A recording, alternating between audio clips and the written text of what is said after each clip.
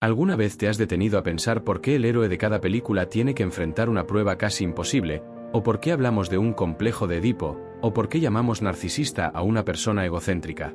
Todo, absolutamente todo, comienza aquí. Antes de Zeus, de Poseidón, de Hades, incluso antes de los titanes, no había nada. No un espacio vacío. No. Había algo más profundo, una nada sin forma, sin luz, sin conciencia. Eso era el caos. Un abismo primordial, una sopa de potencial ilimitado de la que surgió lo impensable. De repente, de la nada, nacieron las primeras entidades. Gaea, la Tierra, una fuerza femenina y vasta, que dio un paso al frente para convertirse en la base de toda existencia. Y junto a ella, su contraparte oscura, el Tártaro, el abismo más profundo, el foso que sirve como prisión y hogar de lo que aún no ha nacido. Y de este acto de pura, inimaginable creación, nació el amor, Eros. No el Eros del arco y la flecha, el de los bebés alados, sino la fuerza del deseo que une y crea. Y así, de Gaea, sin intervención, nacieron dos más. Urano, el cielo estrellado, que se arqueó sobre ella. Y Ponto, el mar insondable, que se extendió por toda su superficie. Estos no eran solo lugares, eran seres. E inmensos. Urano, el cielo, se unió a Gaea, la tierra. Un acto de creación que dio lugar a la primera gran familia de la mitología, los titanes. Pero su amor no era de cuentos de hadas. Urano, el cielo, temía el poder de sus propios hijos. Eran gigantes. Monstruos de un solo ojo, los cíclopes. Y seres con 100 brazos, los hecatonquiros. Urano los veía como una amenaza a su reinado. Así que, sin dudarlo, hizo lo único que su miedo le dictó, los empujó de vuelta al vientre de su madre, a la oscuridad de su interior. Imagina el dolor de Gaea. El peso de sus propios hijos atrapados dentro de ella. Este es el punto de quiebre. El primer gran drama familiar. Gaea, herida y furiosa, forjó una hoz de acero indestructible. Una hoz que era el arma definitiva contra su opresor. Y le preguntó a sus hijos titanes, ¿quién de ustedes es lo suficientemente valiente para salvar a sus hermanos y vengar a su madre? La mayoría se encogió. Pero uno de ellos, el más joven, el más ambicioso, el que se convertiría en el más temido de su época, se adelantó. Su nombre era Cronos. Y con ese acto de rebelión, de un hijo contra su padre, se sembró la semilla para el conflicto más grande de todos los tiempos. Un conflicto que llevaría al nacimiento de los dioses que conoces, y a la caída de una dinastía. Si te ha parecido interesante este primer paso, imagina lo que descubriremos juntos. Únete a nuestra comunidad de exploradores de la historia dándole a me gusta, suscribiéndote y comentando lo que más te ha sorprendido hasta ahora. Cronos, el más joven de los titanes, se levantó contra su padre, Urano. Pero no estaba solo. Sus hermanos, los titanes, formaron su propia dinastía. El tiempo, el sol, la luna, la memoria, la justicia. Todos ellos, nombres que no solo representan conceptos, sino poderes primigenios. Ellos fueron la primera élite divina. No eran solo los padres de los dioses del Olimpo, eran el fundamento de todo lo que vino después. Eran inmensos y poderosos. Una vez que Urano fue derrocado, Cronos se convirtió en el nuevo rey del universo. Pero hay un viejo dicho, el poder corrompe. Y el poder absoluto corrompe absolutamente. Al igual que su padre, Cronos, una vez que tomó el trono, se vio perseguido por la misma profecía que le llevó a la victoria. Un día, uno de sus propios hijos lo derrocaría. ¿Su solución? La más brutal y desesperada que se pueda imaginar. Cada vez que su esposa, Rea, daba a luz, él se tragaba al bebé. Un niño, otro, y otro, y otro. A Apolo, a Poseidón, a Hades. A todos. Uno por uno, los tragó enteros. Pero una madre solo puede soportar tanto dolor. Rea, al dar a luz a su sexto hijo, el que se convertiría en el más grande de todos, decidió que ya era suficiente. Buscó el consejo de sus padres, Gaea y Urano, y urdió un plan. En lugar de darle a Cronos al bebé, lo escondió en una cueva en la isla de Creta. Y en su lugar, envolvió una piedra en pañales. Y se la entregó a Cronos. Y él, sin dudarlo, se la tragó, creyendo que había consumido a su último hijo. Ese bebé, escondido, alimentado por una cabra y protegido por guerreros, creció para convertirse en Zeus. Pero la infancia de Zeus no fue fácil. No tenía un hogar, su padre era un monstruo, y sus hermanos estaban atrapados en el estómago de ese monstruo. Su vida fue un viaje en las sombras, creciendo en secreto, preparándose para el día en que pudiera regresar y reclamar su lugar. La venganza se estaba gestando. Un hijo, criado en las sombras, listo para enfrentar a su padre en un acto de justicia que sería tan épico como el derrocamiento original. El eco del pasado resonaba, un recordatorio de que el poder ganado a través de la traición está condenado a ser perdido de la misma manera. Zeus creció en la clandestinidad, su mente más aguda que la de su padre. Sabía que no podía enfrentar a Cronos directamente. Los titanes eran inmensos, el poder era suyo. Pero Zeus tenía una cosa a su favor: el engaño. Se disfrazó de copero, se infiltró en el palacio de su padre y le sirvió una bebida especial. No era vino, era un emético. Una poción mágica que Metis, la diosa de la sabiduría, le había dado. Cronos bebió sin dudarlo, y lo que pasó después fue tan impactante como lo que él mismo había hecho. Su estómago se revolvió, y uno por uno, vomitó a sus hijos, los hermanos de Zeus, en el orden inverso en que se los había tragado. Primero a la piedra, luego a los dioses adultos, a Poseidón, a Hades, a Hestia, a Deméter y a Hera. Imagina la escena.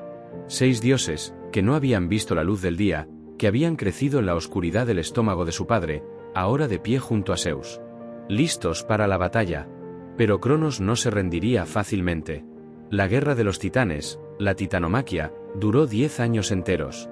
Fue una guerra que sacudió los cimientos del cosmos. El cielo y la tierra se agitaron con la furia de los inmortales. Zeus y sus hermanos contra Cronos y sus hermanos. Pero el destino, siempre el destino, tenía un plan. Zeus, con el consejo de Gaea, liberó a los cíclopes y a los hecatonquiros del Tártaro. A cambio de su libertad, los cíclopes, herreros de talentos inigualables, le forjaron a Zeus sus armas más poderosas: el rayo, el trueno, el relámpago. A Hades le dieron el yelmo de las sombras, que lo hacía invisible. Y a Poseidón, el tridente, con el poder de causar terremotos y maremotos. Los hecatonquiros, con sus 100 manos, arrojaban rocas del tamaño de montañas. Con estas nuevas armas, y el poder de sus hermanos, Zeus y los olímpicos finalmente se levantaron y derrocaron a Cronos y a los titanes. El universo se dividió. Zeus tomó el cielo, Poseidón los mares, y Hades el inframundo. Los titanes que se aliaron con Cronos fueron encarcelados en las profundidades del Tártaro. Zeus no solo se convirtió en el rey del Olimpo, sino en el gobernante del nuevo panteón.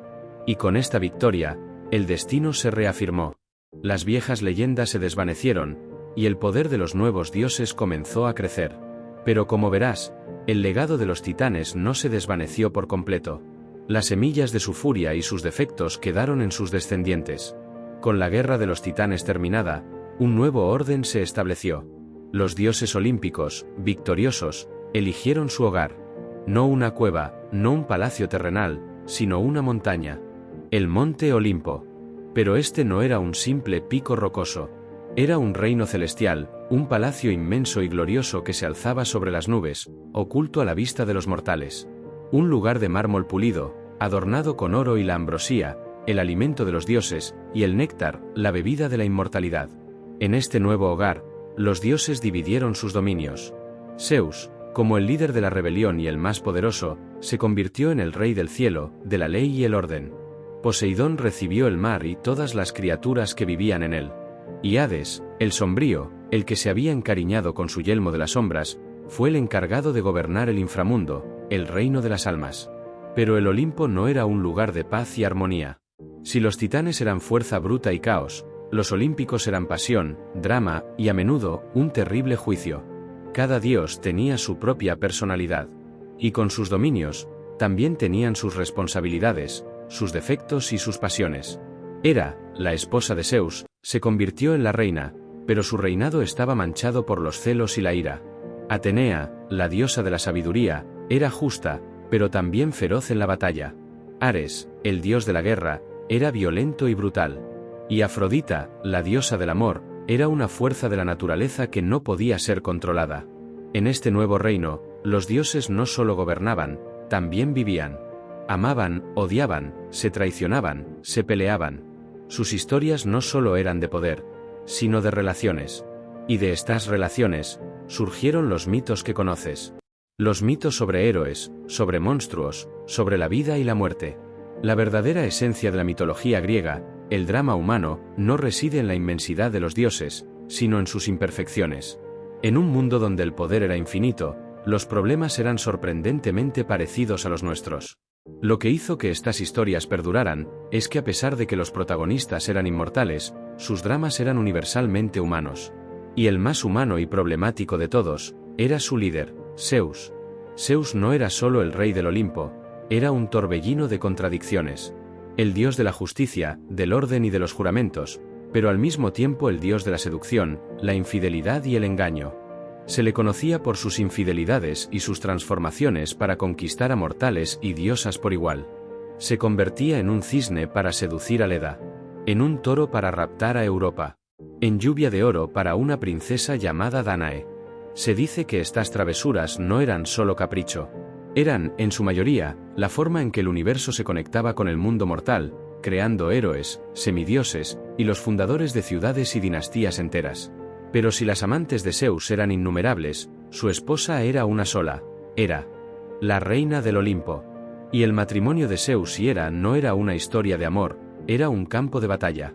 Un ciclo interminable de infidelidad y venganza. Los hijos de Zeus con otras mujeres y diosas eran un recordatorio constante de su traición. Y Hera, consumida por los celos, se vengaba. No contra Zeus, que era intocable, sino contra las amantes y los hijos de estas. Hércules, uno de los hijos más famosos de Zeus, sufrió toda su vida por la ira de Hera. Fue una sombra constante, un recordatorio de que los pecados de un padre, incluso un dios, pueden caer sobre sus hijos. A pesar de todo su poder, Zeus era imperfecto, un ser impulsivo. Sus acciones no eran siempre racionales, y sus pasiones podían llevar a la devastación. En su mejor momento, era la personificación de la justicia. Castigaba a los impíos y protegía a los desvalidos. Pero en su peor momento, era un tirano, que usaba su poder para su propio beneficio. Las historias de Zeus no son solo sobre el poder y la lujuria. Son un reflejo de los líderes a lo largo de la historia. Hombres de gran poder con defectos aún mayores. Son una advertencia de que incluso la fuerza más grande puede ser superada por el ego, la pasión y la imprudencia. Pero para entender el drama de Zeus, hay que entender el dolor de la mujer que estaba a su lado, Hera. Hera era la reina de los dioses, la diosa del matrimonio y de las familias. Pero su propio matrimonio estaba lejos de ser perfecto. Su vida estaba marcada por las infidelidades de su marido, Zeus. Y su ira, a diferencia de la de él, no era un capricho. Era el resultado de un dolor constante, de la traición una y otra vez. Imagina ser la reina del universo, pero vivir con la constante humillación de que tu marido, el rey, no puede ser fiel. Y no puedes castigarlo a él, porque es intocable. Así que te desquitas con quienes percibes como los culpables, las amantes y, sobre todo, los hijos de ellas. Por ejemplo, con Leto, una de las amantes de Zeus, que estaba a punto de dar a luz a dos de los hijos más importantes de Zeus, los gemelos Apolo y Artemisa. Hera, en su furia, le prohibió dar a luz en cualquier tierra que viera la luz del sol. Leto tuvo que huir de un lugar a otro, en un dolor insoportable, hasta que encontró una isla flotante. Pero incluso allí, los dolores de parto se alargaron durante 9 días, porque Hera había secuestrado a Ilitia, la diosa del parto. Al final, los gemelos nacieron, pero la historia de su nacimiento es un recordatorio de la implacable ira de Hera. Y luego estaba Hércules, el héroe más famoso, hijo de Zeus con una mortal, Alcmena. Hera odiaba a Hércules desde antes de que naciera. Lo persiguió toda su vida. Le envió serpientes cuando era un bebé, lo hizo enloquecer para que matara a su propia familia, y lo forzó a completar sus famosos 12 trabajos. La historia de Hércules no es solo una de fuerza y valor. Es la historia de un hombre que luchó contra su propio destino y contra la ira de una diosa que no lo quería en este mundo. La venganza de Hera es un recordatorio de que incluso los dioses no están exentos de las pasiones más oscuras. Los celos, la ira, el resentimiento. Ella personifica la furia de la traición y las consecuencias de las promesas rotas. Su historia nos enseña que el dolor, si no se maneja, puede consumir a la persona y proyectarse hacia los demás. Si Zeus reinaba en los cielos y Hera en el hogar, el dominio de Poseidón era todo lo contrario. Él gobernaba lo impredecible, lo inestable y lo salvaje, el océano. Era un dios de contrastes. Daba vida a los mares, pero también era capaz de generar tsunamis que destruían ciudades enteras. Su arma, el tridente, no solo le permitía controlar las olas, sino también causar terremotos. Por eso se le conocía también como el agitador de la tierra. La historia de Poseidón está llena de una ferocidad inmensa. Competía con Atenea por el patronazgo de la ciudad de Atenas. Él le ofreció a los atenienses un manantial de agua salada, prometiéndoles poderío marítimo. Atenea, en cambio, les ofreció un olivo, que les daría alimento, aceite y madera. Los atenienses, con su sabiduría innata, eligieron el regalo de Atenea, y la ciudad se llamó Atenas. Pero Poseidón no lo tomó bien. Su ira resonó a través de la tierra, causando que la ciudad temblara. Su ira también se manifestaba en sus hijos. Fue el padre de Teseo, el héroe que mató al Minotauro, pero también de monstruos como el cíclope Polifemo, el gigante de un solo ojo que Odiseo cegó en su viaje. Poseidón, en su furia por la afrenta a su hijo, persiguió a Odiseo por los mares durante 10 años, impidiéndole regresar a su hogar. A diferencia de Zeus, cuyas pasiones eran más de conquista, las de Poseidón eran más territoriales. El mar era su dominio, y cualquiera que se atreviera a desafiar su poder, ya fuera un héroe o un mortal, se enfrentaría a su ira. La naturaleza indomable del mar es un reflejo directo de la personalidad de Poseidón. No se podía razonar con él, solo se podía esperar que su ira no cayera sobre ti. Y aún así, era un dios que podía dar. Un granjero en el desierto podía rezarle para obtener lluvia, y un marinero podía pedirle vientos favorables. Poseidón era la encarnación de la furia de la naturaleza, un recordatorio de que por muy avanzados que seamos, los humanos siempre estaremos a merced de las fuerzas elementales que nos rodean. Mientras Zeus gobernaba los cielos y Poseidón los mares, el tercer hermano, Hades, obtuvo el dominio del reino más oscuro y, para muchos, el más temido, el inframundo. Su nombre mismo era un tabú. La gente prefería referirse a él como Plutón, el rico, porque era el señor de la tierra y de las riquezas que de ella provienen, los minerales, el oro y las joyas. Pero la realidad es que su reino era el de las almas. Y Hades, a pesar de la fama, no era un ser malvado. Era el guardián de la muerte, y era implacablemente justo, pero su posición lo hacía solitario. Hades no tenía un trono en el Olimpo ni participaba en las constantes fiestas y dramas de sus hermanos. Su palacio estaba en las profundidades de la tierra, oscuro y majestuoso, un lugar de solemnidad y silencio. Su único compañero era Cerbero, el perro de 3 cabezas que guardaba la entrada. Si Zeus era la vida y la pasión, y Poseidón era la furia incontrolable, Hades era la certeza fría y el orden de la muerte. No buscaba conquistar ni seducir, su trabajo era simple y eterno, asegurar que las almas llegaran a su destino final. Su historia más famosa no es de guerra, sino de amor, o al menos, de una obsesión que él mismo no podía controlar. La historia de Perséfone. Hades se enamoró de ella, la hija de Deméter, la diosa de la cosecha, y un día, mientras Perséfone estaba recogiendo flores, la raptó y la llevó a su reino. Deméter, en su dolor, recorrió la tierra buscándola, y en su angustia, abandonó sus deberes, causando que la tierra se volviera estéril y que no creciera nada. La hambruna se extendió entre los mortales y el caos se apoderó de la tierra. Zeus, alarmado, se dio cuenta de que tenía que intervenir. Se llegó a un acuerdo. Perséfone podría regresar al mundo de los vivos, pero solo si no había comido nada en el inframundo. Ella, sin embargo, en su tiempo allí, había comido 6 semillas de una granada. Hades, en su justicia, y porque quería que ella regresara, no se las había ofrecido, pero ella las comió por su propia voluntad. Así que el trato se mantuvo. Por cada semilla que comió, pasaría un mes con Hades en el inframundo. 6 meses de cada año. Y así, cuando Perséfone regresa al mundo de los vivos, Deméter se alegra y la tierra florece en primavera y verano. Pero cuando Perséfone regresa a las profundidades con Hades, su madre se entristece, y la tierra se vuelve fría y estéril en otoño e invierno. La historia de Hades no es la del villano cruel que muchos creen, sino la de un ser solitario que encontró el amor y no supo manejarlo de la manera correcta.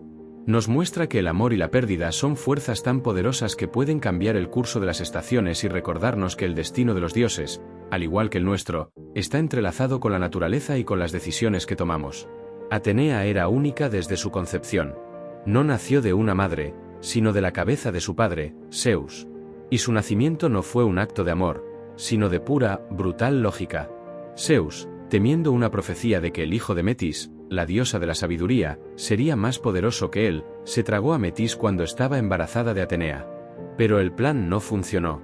Zeus comenzó a sentir un terrible dolor de cabeza, tan intenso que gritó de agonía. Hefesto, el herrero de los dioses, lo ayudó. Golpeó la cabeza de Zeus con un hacha, y de la herida, completamente armada con su armadura, salió Atenea. Ella era la encarnación de la sabiduría, de la estrategia, de la guerra justa y civilizada. Un contraste total con el brutal Ares, el dios de la guerra. Atenea no era solo una guerrera, era una artesana. Inventó el telar y enseñó a los mortales a tejer. Inventó el arado para la agricultura, el yugo para el buey, la rueda de alfarero y el carro.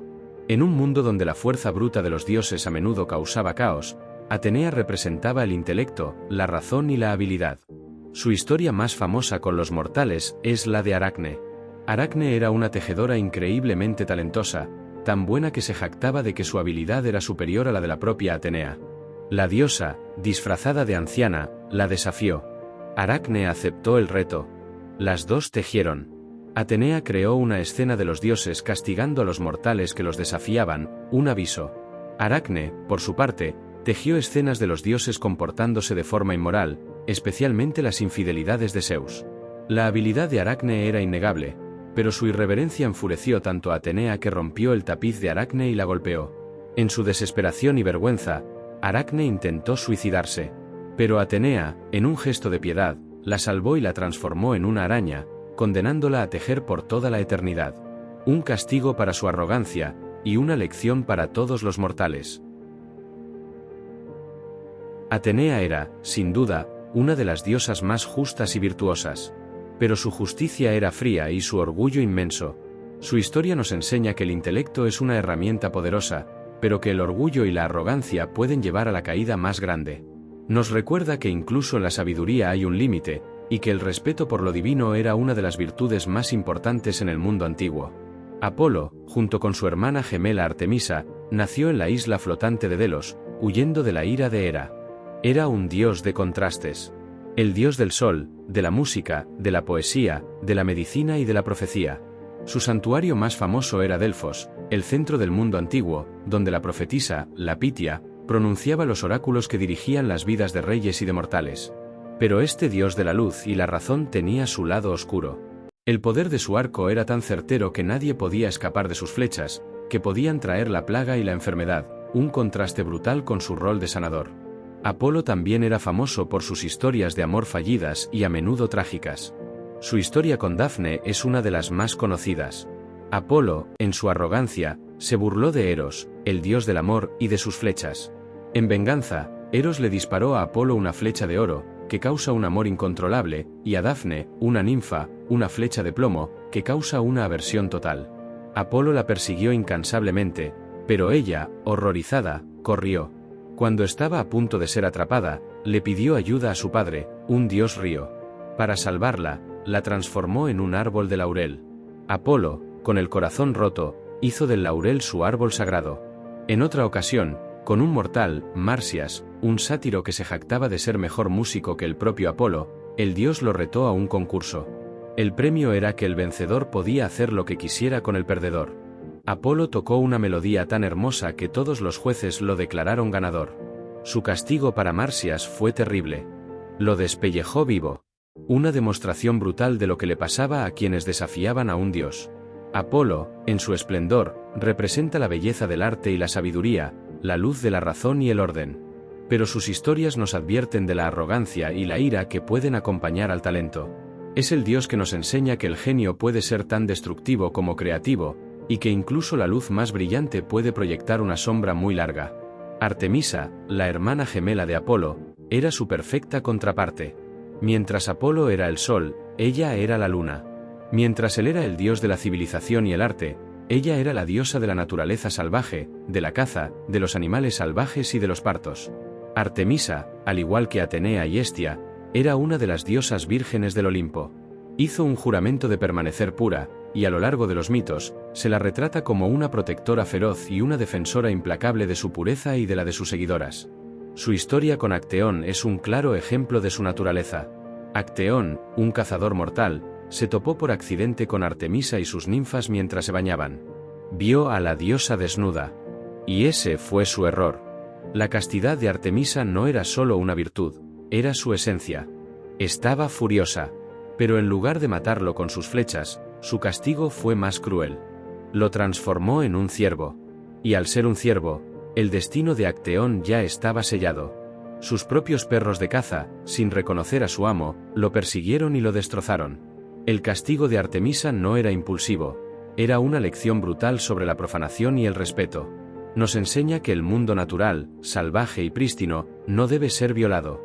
Su historia nos habla del peligro de cruzar los límites, de la pureza que se protege a toda costa y de la furia que la naturaleza desata cuando se le falta el respeto. Artemisa no solo era la protectora de la pureza, sino también de los nacimientos, un rol que asumió después de ayudar a su madre, Leto, a dar a luz a su gemelo, Apolo. En un mundo donde el dolor del parto era algo común, ella era la diosa a la que se le rezaba para un alumbramiento seguro. Artemisa representa la fuerza femenina en su estado más indomable, salvaje e independiente. Ella es el eco del bosque, la flecha certera y la protección incondicional. Es una recordatoria de que la naturaleza tiene una belleza inmensa, pero también una furia que no debe ser subestimada. Afrodita, la diosa del amor, la belleza y el deseo, es una de las figuras más complejas y fascinantes de la mitología. Su nacimiento es legendario, pero hay dos versiones. La primera, la más antigua y brutal, es que nació de la espuma del mar después de que Cronos castrara a Urano y arrojara sus genitales al océano. De esa mezcla de sangre y espuma, emergió Afrodita. La segunda, la más popular, es que es hija de Zeus y la titánide Dione. Sea cual sea su origen, su poder era innegable. Podía hacer que dioses y mortales se enamoraran. Tenía la capacidad de manipular el deseo. Pero a pesar de su belleza, su historia no está exenta de drama. Los celos de las otras diosas y el temor a su poder la llevaron a casarse con el único dios que no era una amenaza para Zeus, Hefesto, el cojo y feo herrero de los dioses. Pero Afrodita no lo amaba. Su corazón y sus deseos pertenecían a Ares, el dios de la guerra. El romance de Afrodita y Ares era una mezcla de caos y pasión. Ella, la diosa del amor, y él, el dios de la guerra. Su unión representaba la atracción de los opuestos, la idea de que la pasión y la violencia están peligrosamente entrelazadas. De su amor prohibido nacieron Fobos y Deimos, el miedo y el terror. La historia más famosa de Afrodita es la que desencadenó la guerra de Troya. El mito del juicio de París. Eris, la diosa de la discordia, arrojó una manzana dorada con la inscripción para la más bella a una fiesta de dioses. 3 diosas reclamaron la manzana, Hera, Atenea y Afrodita. Para decidir, Zeus le pidió a París, un príncipe troyano, que fuera el juez. Hera le prometió poder político, Atenea le prometió sabiduría y victoria en la guerra, y Afrodita le prometió el amor de la mujer más bella del mundo, Helena de Esparta. París, como era de esperar, eligió el amor y la pasión. Y su elección, al llevar a Helena a Troya, desencadenó un conflicto de 10 años que costó innumerables vidas. Afrodita no era una villana, pero era la personificación de una fuerza que no puede ser controlada. Nos enseña que el amor no es solo un sentimiento de felicidad, también es una fuerza caótica que puede manipular, traicionar y destruir. El Olimpo era una casa llena de contrastes, y no hay mejor ejemplo que el matrimonio forzado de Hefesto y Afrodita. Hefesto, el dios herrero, era el único dios cojo, el resultado de que Hera lo arrojara del Olimpo al nacer. Cayó en la isla de Lemnos, donde las ninfas lo criaron. A pesar de su apariencia, era un genio artesano. Forjaba los rayos de Zeus, las armas de los dioses y las joyas más exquisitas para las diosas.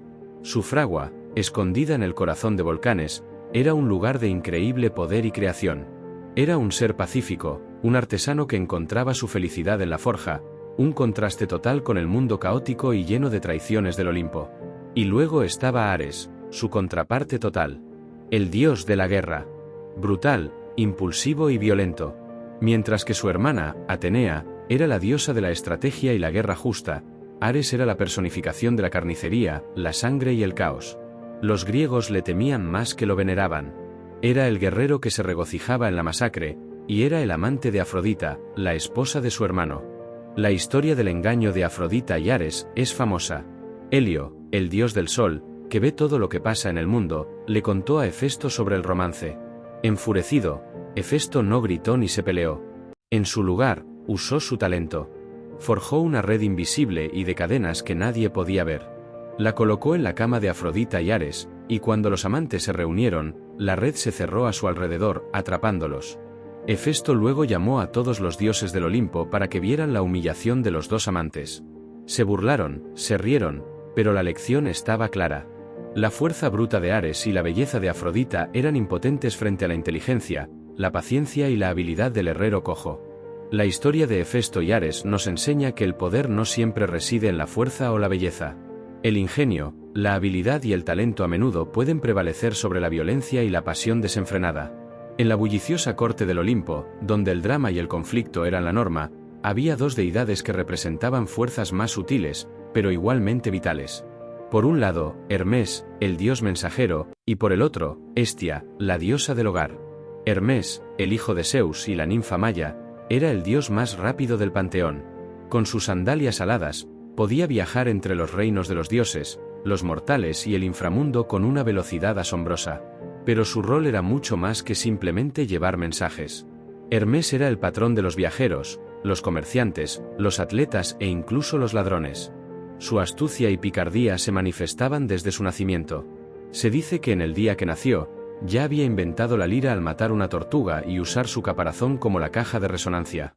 Y ese mismo día, robó el rebaño de ganado sagrado de su hermano, Apolo. Cuando Apolo, furioso, lo confrontó, Hermes, con una sonrisa, le regaló la lira. Apolo, fascinado por el instrumento, perdonó a su hermano en un instante. Hermes era el dios de la transición, el que conectaba los mundos.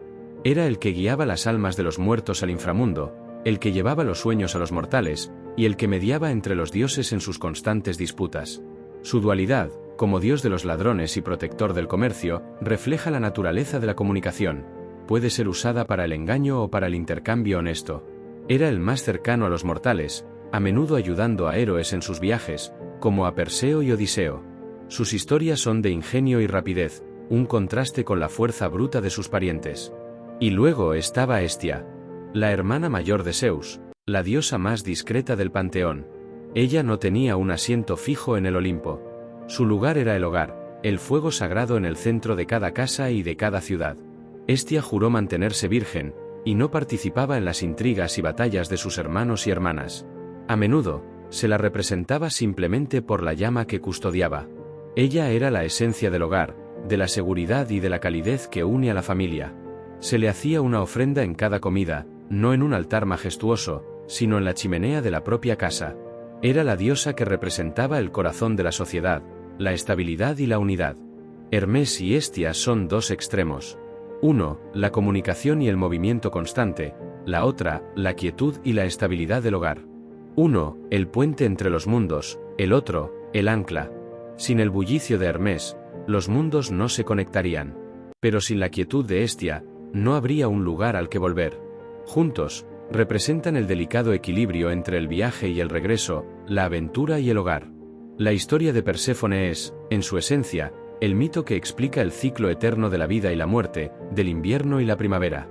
Y aunque a menudo se cuenta como un cuento de amor trágico, es más que eso, es una historia sobre la pérdida, la desesperación y la inmutable fuerza de la naturaleza. Perséfone era la hija de Deméter, la diosa de la cosecha, y de Zeus. Ella era la personificación de la primavera, de los campos llenos de flores y de la vida que florece. Pero su belleza no solo llamó la atención de los mortales, sino también de Hades, el sombrío señor del inframundo. Él se enamoró de ella, una pasión profunda que contrastaba con su reino frío y solitario. Así que un día, mientras Perséfone estaba recogiendo flores, la tierra se abrió, y Hades, en su carro tirado por caballos negros, la raptó y se la llevó a su reino subterráneo. Deméter, su madre, se desesperó. Su alegría se desvaneció y con ella, la vida en la tierra. Abandonó sus deberes como diosa de la cosecha, y la tierra se volvió estéril. Las hojas de los árboles se cayeron, las flores se marchitaron, y los campos se secaron. El mundo se sumió en un invierno eterno. Los humanos, sin alimento, comenzaron a morir de hambre, y sus lamentos llegaron hasta los oídos de Zeus. Zeus se dio cuenta de que tenía que intervenir, no por la angustia de Deméter, sino porque la raza humana se extinguiría, y con ella, los sacrificios y las ofrendas que alimentaban a los dioses. Envió a Hermes al inframundo con una orden: Hades debía liberar a Perséfone. Hades, aunque a regañadientes, Aceptó, pero con una astucia. Había una ley: si una persona comía o bebía algo en el inframundo, estaba atada a él para siempre. Perséfone, en su tristeza, y habiendo rechazado toda comida, había comido 6 semillas de una granada que Hades le ofreció. Y así, el trato se selló. Perséfone podía regresar a la tierra, pero por cada semilla que comió, tendría que pasar un mes con Hades en el inframundo. Y por eso, cada año, cuando Perséfone asciende a la tierra para reencontrarse con su madre, Deméter se llena de alegría, y la naturaleza florece en una explosión de color y vida. Es la primavera y el verano. Pero cuando Perséfone regresa al inframundo, Deméter se sume en la tristeza, y la tierra se vuelve fría, estéril y desolada. Es el otoño y el invierno. La historia de Perséfone no es solo una leyenda. Es una metáfora atemporal sobre el inevitable ciclo de la naturaleza, la tristeza de la pérdida y la esperanza del renacimiento que siempre está a la vuelta de la esquina. No hay ningún nombre en la mitología griega que resuene tanto con la idea del heroísmo como el de Hércules. Hijo de Zeus y de la mortal Alcmena, su vida fue una lucha constante, no solo contra monstruos, sino contra la ira incesante de la diosa Hera. De todos los hijos ilegítimos de Zeus, Hércules fue el más odiado por la reina del Olimpo, y ella se propuso hacerle la vida imposible desde el momento en que nació. Incluso cuando era un bebé, Hera envió 2 serpientes para matarlo en su cuna.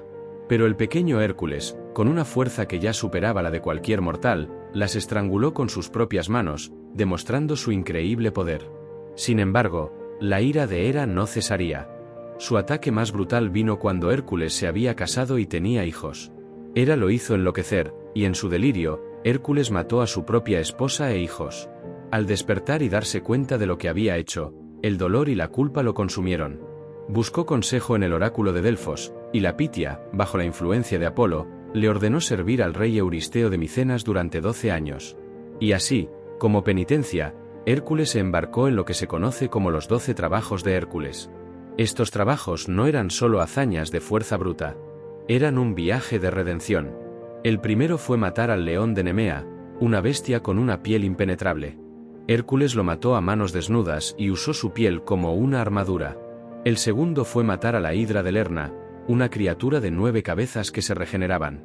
Hércules, con la ayuda de su sobrino Iolao, cauterizó las heridas de las cabezas cortadas para que no volvieran a crecer. Los trabajos continuaron. Capturó un jabalí, una cierva, y limpió los establos de Ogías, una tarea imposible que resolvió al desviar 2 ríos para que los limpiaran. Luchó contra pájaros con picos de bronce, domesticó un toro salvaje, robó las yeguas devoradoras de hombres de Diomedes y consiguió el cinturón de la reina de las Amazonas. En su penúltimo trabajo, tuvo que robar las manzanas de oro del jardín de las Hespérides. Las manzanas estaban protegidas por el dragón Ladón. Finalmente, su último trabajo fue el más terrible de todos. Tuvo que descender al inframundo para capturar a Cerbero, el perro guardián de 3 cabezas. Y lo logró, mostrando no solo su fuerza, sino su valentía al enfrentar a la muerte misma. Hércules no fue solo un héroe de fuerza, fue un símbolo de la redención. Su vida nos enseña que las mayores cargas no son las que otros nos imponen, sino las que llevamos en nuestro interior. Su historia es una de lucha constante contra el destino, la culpa y la furia de los dioses, y a través de sus hazañas, se convirtió en una leyenda que ha perdurado por siglos. Su ascenso al Olimpo como un dios al final de su vida, fue la recompensa por una vida de sufrimiento y sacrificio. El destino de Perseo, uno de los héroes más famosos de la mitología, comenzó con una profecía de miedo y paranoia. El oráculo le dijo al rey Acrisio de Argos que su nieto lo mataría. Para evitar su destino, Acrisio encerró a su única hija, Dánae, en una torre subterránea de bronce, esperando que nunca concibiera un hijo. Pero Zeus, siempre elusivo, se transformó en una lluvia de oro y se filtró a través del techo de la torre para seducirla. De esta unión nació Perseo. Cuando Acrisio descubrió al niño, en lugar de matarlos, los encerró en un arca de madera y los arrojó al mar. Creía que si morían en el mar, la culpa no recaería sobre él. El arca flotó hasta la isla de Serifos, donde un pescador llamado Dictis los rescató. Perseo creció allí, sin saber nada de su linaje real. Pero el hermano de Dictis, el rey Polidectes, se enamoró de Dánae. Perseo, en su adolescencia, era demasiado protector con su madre. Polidectes, queriendo deshacerse de él, lo retó a una misión imposible: traerle la cabeza de Medusa. Medusa no era solo una criatura fea. Era una de las 3 gorgonas, monstruos con serpientes en lugar de pelo, que tenían un poder aterrador. Cualquiera que la mirara directamente a los ojos se convertía en piedra. Para lograr su misión, Perseo tuvo que recurrir a la ayuda de los dioses. Atenea, la diosa de la sabiduría, le dio un escudo brillante y pulido, para que pudiera usarlo como espejo y no mirar a Medusa directamente. Hermes, el mensajero, le dio unas sandalias aladas, para que pudiera volar, y la hoz de su abuelo, Cronos, un arma perfecta para cortar la cabeza de Medusa. Con su equipo divino, Perseo voló a la guarida de las gorgonas. Esperó a que Medusa se durmiera y, usando el escudo como guía, se acercó a ella. Sin mirarla directamente, cortó su cabeza con la hoz. De la sangre que brotó de la herida, nacieron 2 criaturas, Pegaso, el caballo alado, y el gigante Crisaor.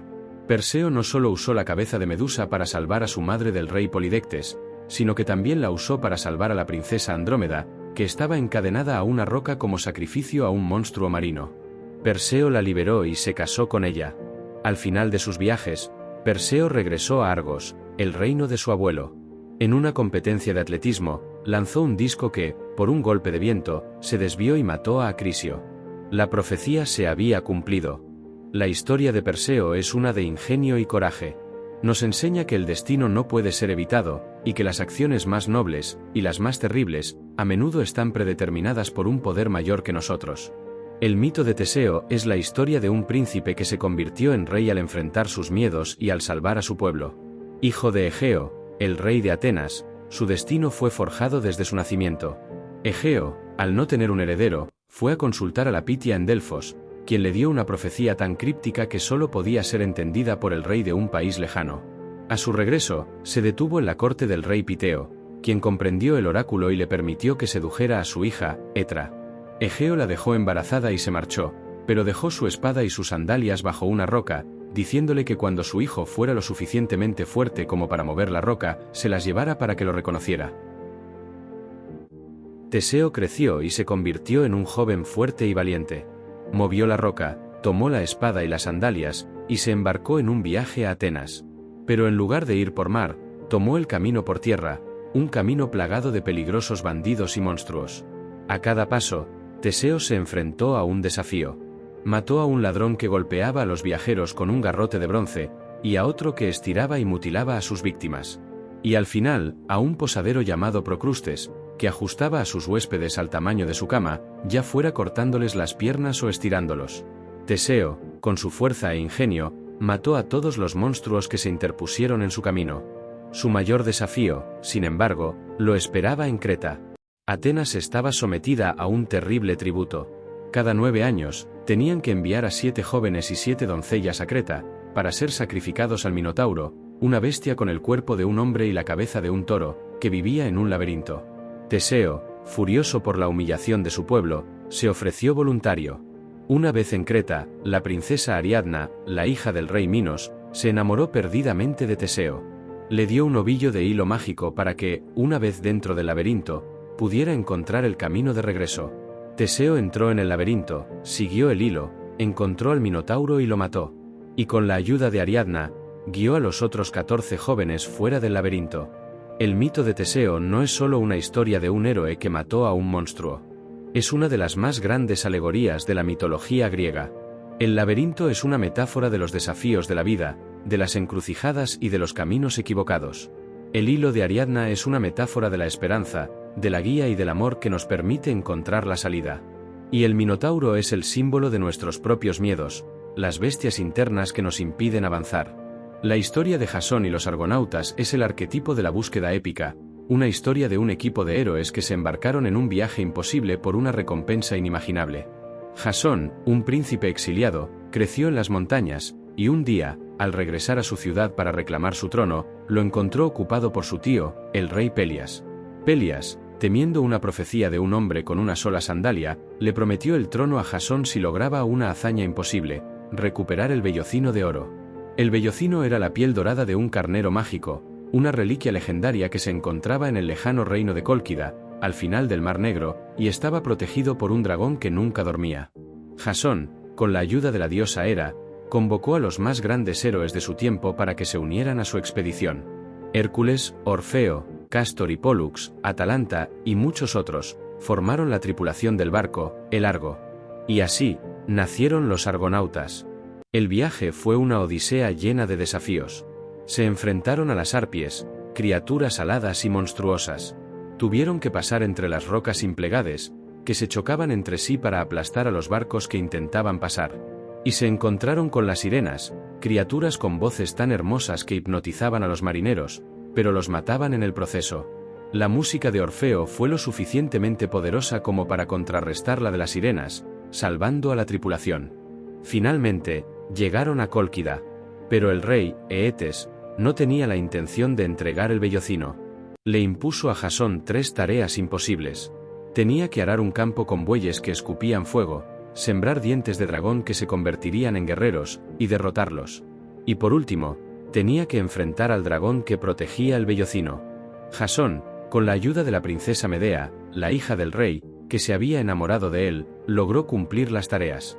Medea, una poderosa hechicera, le dio un ungüento mágico que lo protegía del fuego de los bueyes, y un consejo para derrotar a los guerreros. Y para el dragón, le dio una poción que lo adormeció, permitiendo que Jasón tomara el vellocino. Pero la historia no termina con una victoria. Jasón traicionó a Medea, y ella, en un acto de venganza terrible, mató a los hijos que habían tenido juntos y huyó. La vida de Jasón terminó de forma trágica y solitaria. El mito de Jasón y los argonautas no es solo una historia de aventura. Es una advertencia sobre la ambición, la traición y las consecuencias de las promesas rotas.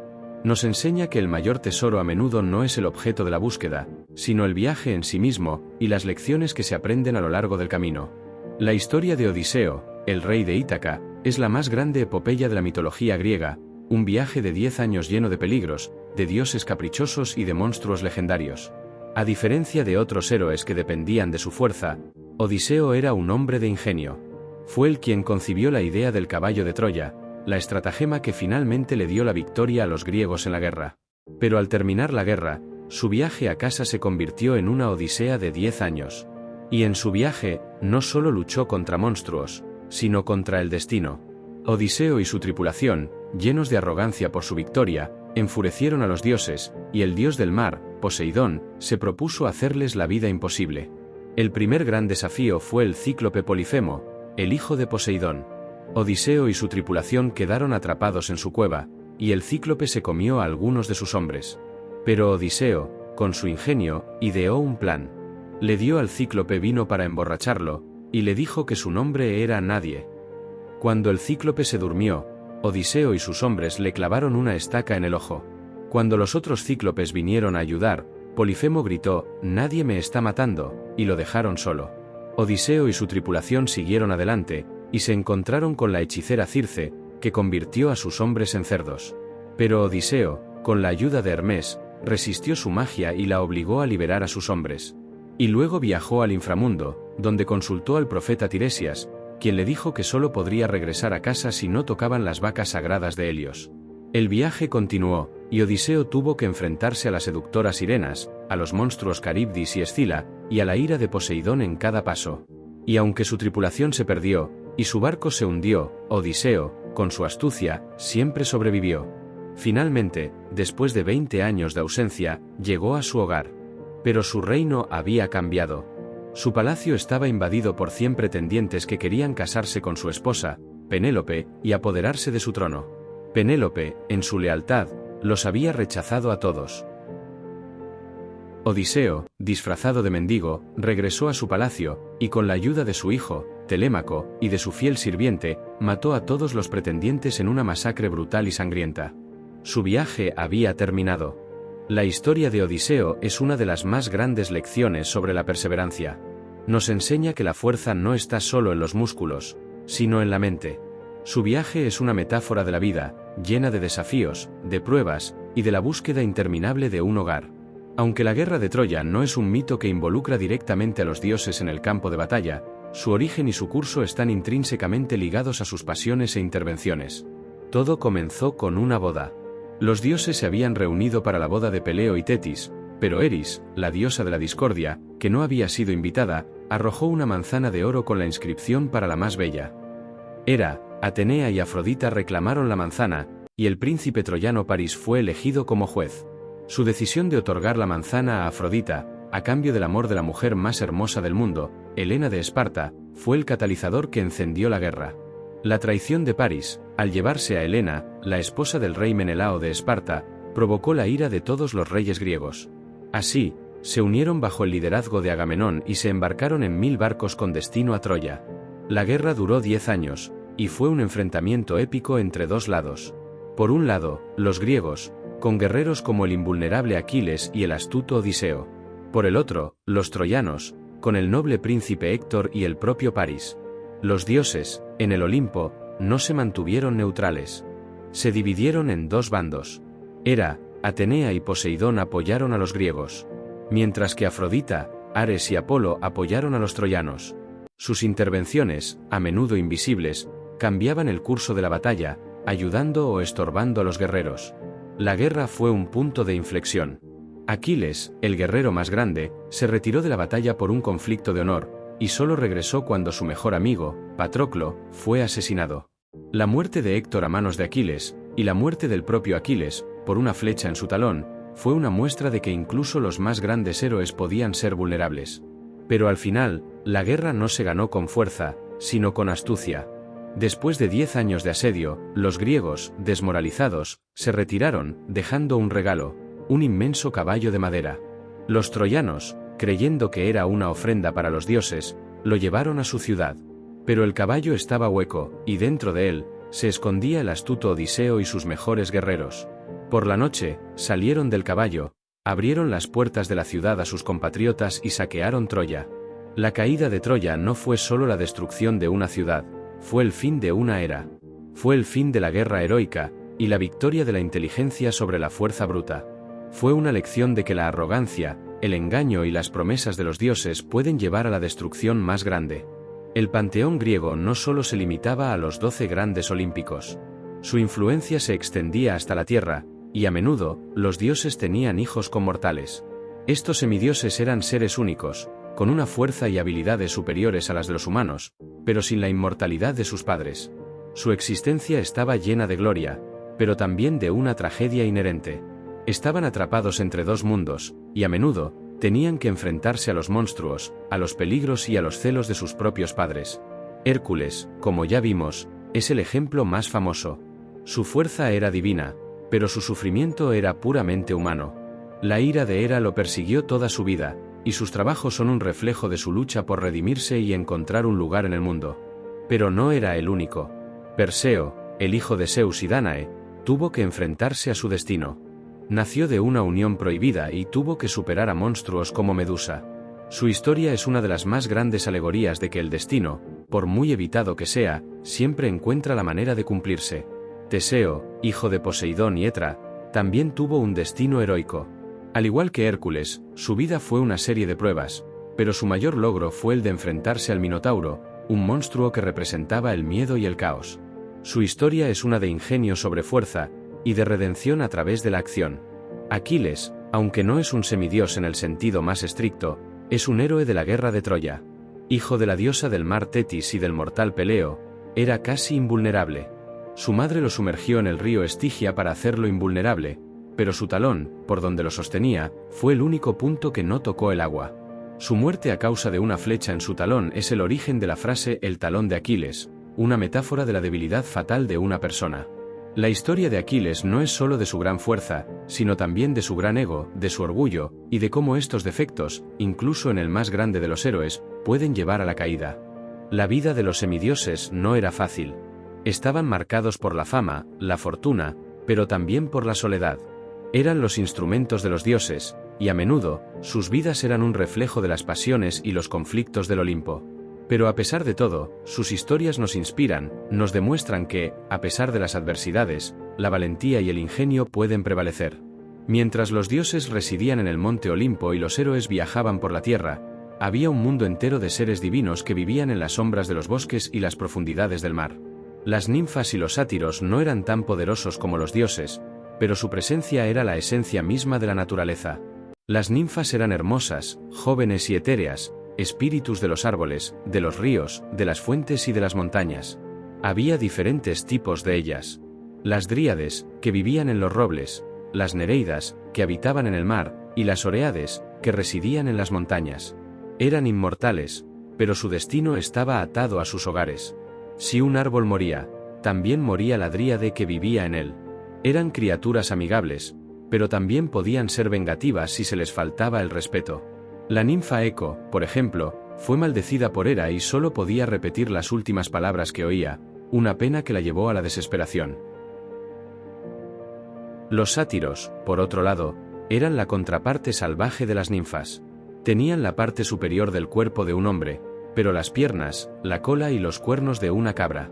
Eran criaturas lascivas, amantes del vino, de la música y de la danza. Eran a menudo compañeros de Dionisio, el dios del vino, y vagaban por los bosques, persiguiendo a las ninfas. Eran salvajes, a menudo cómicos, pero también podían ser peligrosos. Su naturaleza representaba el lado indomable de los instintos humanos. La interacción entre ninfas y sátiros era una mezcla de juego, persecución y a veces, de violencia. Representaban la sexualidad y la pasión sin filtro. A diferencia de los dioses, cuyas pasiones a menudo se disfrazaban de política, las de los sátiros eran crudas y directas. La mitología griega no solo nos dio dioses y héroes, sino que nos dio una forma de entender la naturaleza. Cada arroyo, cada árbol, cada montaña tenía un espíritu, un dios o una diosa. Las ninfas y los sátiros eran la personificación de estas fuerzas, un recordatorio de que la naturaleza no es un objeto, sino un ser vivo con una personalidad propia. Si los dioses del Olimpo tenían el poder sobre los cielos, la tierra y el mar, había un poder aún mayor que ellos, un poder que ni siquiera Zeus podía desafiar. Eran las Moiras, o como a menudo se las conoce, las Parcas, 3 hermanas sombrías, que representaban el destino inexorable de todos los seres, tanto mortales como inmortales. Sus nombres eran Cloto, Láquesis y Atropos. Cloto, la hiladora, era la más joven. Ella era la que hilaba el hilo de la vida, el momento en que una persona nacía y empezaba a vivir. Láquesis, la asignadora, era la del medio. Su trabajo era medir el hilo, asignar la duración de la vida de una persona, el destino que tendría. Y Atropos, la inevitabilidad, era la más vieja y la más temida. Ella era la que cortaba el hilo. Y una vez que lo cortaba, nadie, ni siquiera un dios, podía volver a unirlo. Las Moiras no eran diosas que se pudiera sobornar o de las que se pudiera obtener un favor. Su voluntad era la ley. Eran la personificación de la inevitabilidad, la certeza de que todo lo que nace debe morir, y que el destino de una persona está predeterminado, sin importar lo que haga. Incluso los dioses del Olimpo temían a las Moiras. La profecía de Zeus de que su hijo con Metis sería más poderoso que él, era el conocimiento de su propio destino. En la guerra de Troya, cuando Zeus quiso salvar a su hijo Sarpedón de la muerte, la Moira le recordó que no podía desafiar su destino.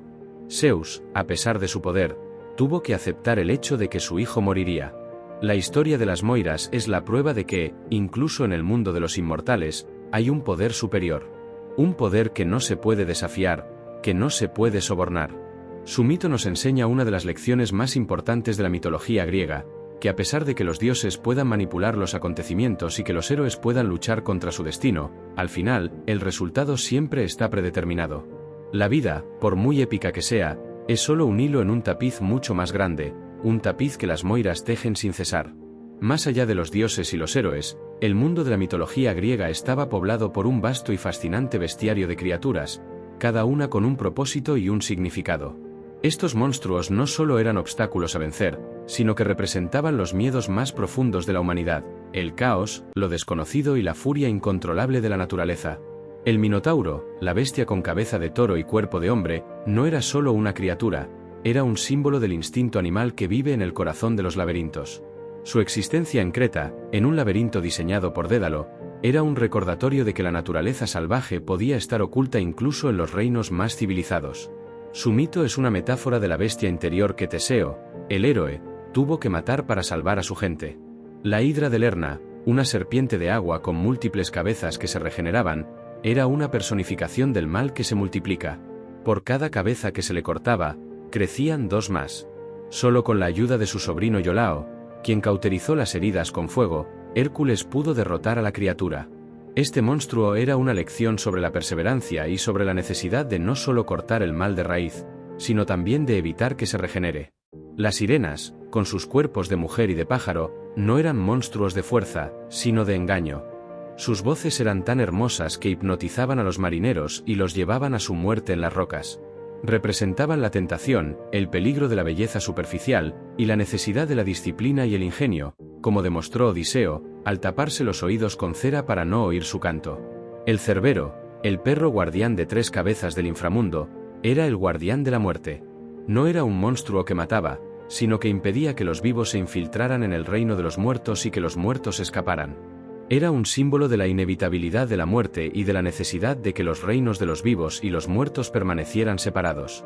Las criaturas de la mitología griega son más que solo monstruos. Son símbolos de los desafíos que los humanos hemos tenido que enfrentar a lo largo de la historia. Son la personificación de nuestros miedos más grandes, los peligros de la naturaleza y las tentaciones que nos hacen sucumbir. Y en cada historia de héroes que los vencen, hay una lección sobre cómo podemos superar estos miedos en nuestra propia vida. El inframundo, el reino de Hades, no era un lugar de demonios y fuego, como a menudo se lo representa en la cultura popular.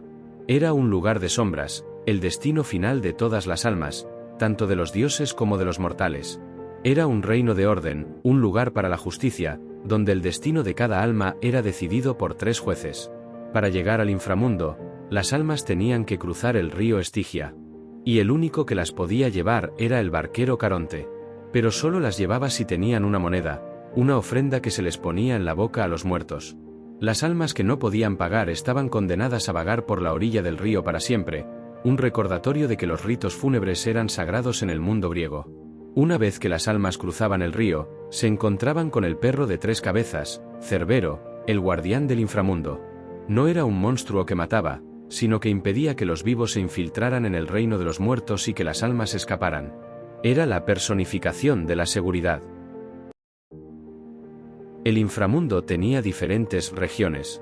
Los Campos Elíseos, un lugar de paz y felicidad, el destino de los héroes y de las almas virtuosas. Los Campos de Asfódelos, un lugar de grises y sombras, el destino de la mayoría de las almas, que simplemente vagaban sin propósito, sin memoria de sus vidas pasadas. Y el Tártaro, un foso oscuro y profundo, el destino de las almas que habían cometido crímenes terribles, y donde los dioses castigaban a los inmortales que se habían opuesto a ellos. Las historias del inframundo son un recordatorio de la moralidad griega, de que las acciones tienen consecuencias, y de que el bien y el mal eran juzgados. El mito de Sísifo, un rey castigado a empujar una roca cuesta arriba por la eternidad, y el mito de Tántalo, que estaba condenado a sufrir de hambre y sed, son recordatorios de que el castigo por los pecados era inevitable. Las historias del inframundo no son solo cuentos de fantasía. Son una representación de la moralidad humana, del miedo a la muerte y de la esperanza de una vida después de la muerte. Nos enseñan que el destino, por muy evitado que sea, siempre encuentra la manera de cumplirse. Hemos viajado desde el caos primordial hasta el sombrío inframundo. Hemos visto a dioses con pasiones humanas y a héroes con defectos divinos. Pero la pregunta es, ¿por qué estas historias, de un mundo tan antiguo, siguen siendo relevantes hoy en día? La respuesta es que la mitología griega no se quedó en el pasado. Se ha filtrado en el ADN de nuestra cultura, nuestro arte, nuestro lenguaje y nuestra psicología. Piensa en los nombres. La palabra Atlante, que se refiere a un mapa, proviene del titán Atlas, que sostenía el mundo. La palabra caos viene de la nada primordial. Narcisista viene del mito de Narciso, un joven que se enamoró de su propio reflejo. Eco viene de la ninfa a la que se le prohibió hablar. Odisea es sinónimo de un viaje largo y difícil. Los mitos griegos no solo nos dieron palabras, sino también conceptos. Los héroes de hoy, desde los de las películas de superhéroes hasta los de las historias de fantasía, siguen el arquetipo del viaje del héroe que vimos en las historias de Hércules, Perseo y Teseo. La idea de un joven con un linaje misterioso que debe enfrentarse a desafíos imposibles para encontrar su lugar en el mundo, es una historia que resuena en casi todas las culturas. El drama y la tragedia de los dioses siguen siendo los mismos. El amor y la guerra de Afrodita y Ares, el engaño y los celos de Zeus y Hera, son los mismos dramas que vemos en las series de televisión, en el teatro y en el arte. No han cambiado. La naturaleza humana, con sus pasiones, sus defectos y sus virtudes, es la misma que la de los dioses. La mitología griega nos enseña que las mayores verdades de la vida no son las de la fuerza, sino las del corazón humano. Nos enseña que la ambición puede llevar a la caída, que el amor puede ser tan destructivo como creativo, y que la sabiduría es la mayor virtud. Estas historias, por muy antiguas que sean, siguen siendo un espejo para nosotros. Reflejan nuestros miedos, nuestros deseos y nuestra lucha por encontrar un significado en el caos. Y nos recuerdan que, al final, el destino de los dioses, al igual que el nuestro, está entrelazado con la naturaleza, con las decisiones que tomamos y con las consecuencias que éstas traen. Hemos llegado al final de nuestro viaje. Hemos navegado por el caos primordial y nos hemos adentrado en los reinos celestiales y terrenales de los dioses. Hemos visto a héroes luchar contra monstruos y contra su propio destino, y hemos comprendido que, al final, los mitos no son solo historias antiguas. Son una parte fundamental de lo que somos. La mitología griega nos dio la plantilla para la narrativa humana. Nos enseñó la importancia del viaje, de la búsqueda y de la redención. Nos dio los arquetipos de los héroes y de los villanos, de la belleza y de la fealdad, de la justicia y de la injusticia. Las historias de Zeus nos enseñaron que incluso el poder absoluto tiene sus límites. Las de Hera, que el dolor de la traición puede ser más poderoso que la ira. Las de Atenea, que la sabiduría y la estrategia pueden prevalecer sobre la fuerza bruta. Y las de los héroes, desde el invulnerable Aquiles hasta el astuto Odiseo, nos enseñaron que el mayor desafío no es el monstruo que se encuentra fuera, sino la bestia que vive dentro. Nos enseñaron que la fuerza puede ser superada por el ingenio, y que el destino, por muy predeterminado que sea, siempre se puede enfrentar. En el mundo moderno, podríamos pensar que hemos superado a los dioses, que la ciencia ha reemplazado a la mitología. Pero la verdad es que los mitos no han desaparecido. Simplemente han cambiado de forma. Los héroes de las películas de hoy son versiones modernas de Hércules. Los dramas familiares que vemos en las series de televisión son los mismos que los de Zeus y Hera. La búsqueda del significado, del amor, de la guerra, de la vida y de la muerte, es una odisea que sigue siendo la misma. Así que la próxima vez que veas una película, leas un libro o incluso uses una palabra, recuerda que detrás de ella hay un eco de la antigüedad. Un eco de los dioses y de los héroes. Y recuerda que las historias no son solo para entretenernos. Son para recordarnos quiénes somos.